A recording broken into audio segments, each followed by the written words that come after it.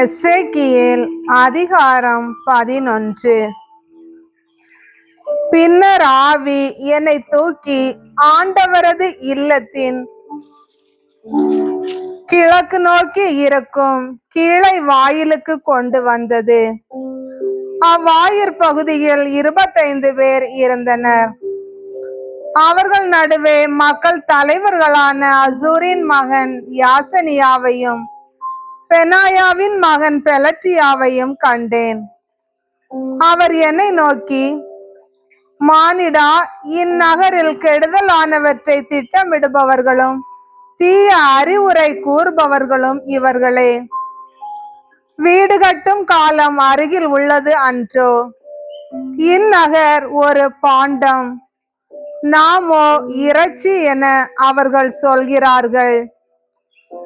ஆகவே அவர்களுக்கு எதிராக இறைவாக்குரை, மானிடா, இறைவாக்கு உரை என்றார். அப்போது ஆண்டவரது ஆவி என் மீது இறங்கியது. ஆண்டவர் என்னிடம் கூறியது, நீ சொல், ஆண்டவர் கூறுவது இதுவே. இஸ்ரவேல் வீட்டாரே, நீங்கள் இவ்வாறெல்லாம் எண்ணுகிறீர்கள். உங்கள் உள்ளத்தில் உள்ளதை நான் அறிவேன். நீங்கள் இந்நகரில் பலரை கொலை செய்துள்ளீர்கள். இதன் தெருக்களை கொலையுண்டவர்களால் நிரப்பினீர்கள். ஆகையால் தலைவராகி ஆண்டவர் இவ்வாறு கூறுகிறார், உங்களால் கொலை செய்யப்பட்டு இதனுள் போடப்பட்டவர்கள்தான் இறைச்சி. இந்நகர் ஒரு பாண்டம், உங்களையோ நான் இதனுள்ளிருந்து வெளியேற்றுவேன். வாளுக்கு நீங்கள் அஞ்சினீர்கள், ஆனால் வாளையே உங்கள் மீது கொணர்வேன் என்கிறார் தலைவராகிய ஆண்டவர். நான் உங்களை இந்நகரினின்று வெளியேற்றி உங்களை மாற்றாரிடம் கையளித்து உங்களுக்கு எதிராக தீர்ப்பு வழங்குவேன்.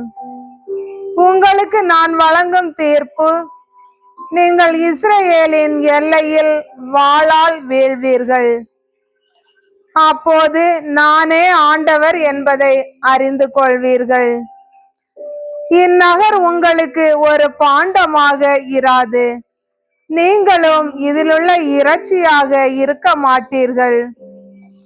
இஸ்ரவேலின் எல்லையில் நான் உங்களை தீர்ப்பிடுவேன்.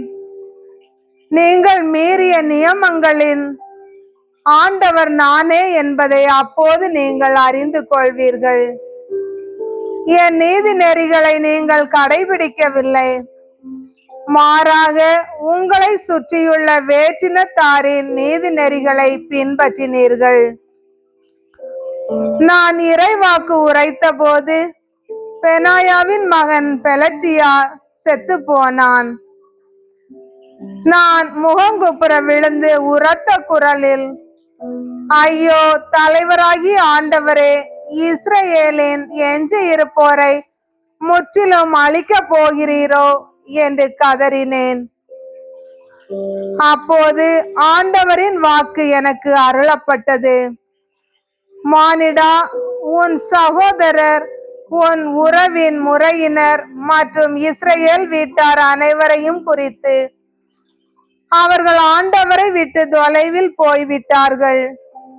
எங்களுக்கு தான் இந்நாடு உரிமையாய் கொடுக்கப்பட்டுள்ளது என எருசலேமில் வாழ்வோர் கூறுகின்றனர். எனவே நீ சொல், தலைவராகி ஆண்டவர் கூறுவது இதுவே.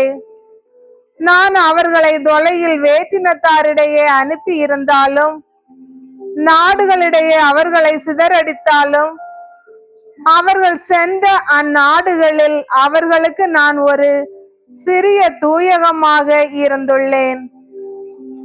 ஆதலால் நீ சொல், தலைவராகி ஆண்டவர் கூறுவது இதுவே.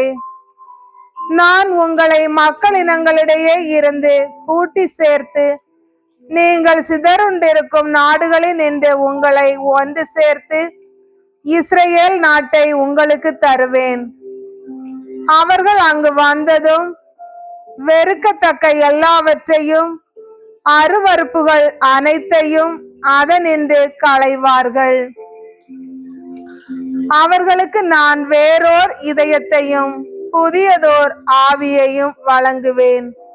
கல்லான இதயத்தை அவர்கள் உடலினின்று களைந்துவிட்டு தசையால் ஆன இதயத்தை அருளுவேன். அப்போது அவர்கள் என் நியமங்களின்படி நடப்பார்கள். என் நீதி நெறிகளுக்கு செவி கொடுத்து அவற்றை கடைபிடிப்பார்கள்.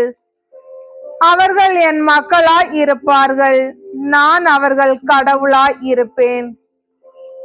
ஆனால் வெறுக்கத்தக்கவற்றையும் அருவருப்புகளையும் நாடி செல்லும் இதயம் கொண்டவர்களின் வழிமுறைகளை அவர்களின் தலை மீதே சுமத்துவேன் என்கிறார் தலைவராகிய ஆண்டவர். கெருபுகள் தங்கள் இறக்கைகளை விரிக்க சக்கரங்களும் அவற்றுடன் எழுந்தன. இஸ்ரேலின் கடவுளது மாட்சி அவற்றின் மேல் இருந்தது. ஆண்டவரது மாட்சி நகரின் நடுவினின்று எழுந்து நகருக்கு கிழக்கே உள்ள மலை மீது போய் நின்றது. அப்போது இறை காட்சியில் ஆவி என்னை தூக்கி கல்தேயாவில் இருந்த நாடு கடத்தப்பட்டோரிடம் கொண்டு சென்றது. பின்னர் நான் கண்ட காட்சி என்னை விட்டு அகன்றது. நானும் ஆண்டவர் எனக்கு காண்பித்த அனைத்தையும் நாடு கடத்தப்பட்டோரிடம் எடுத்து சொன்னேன்.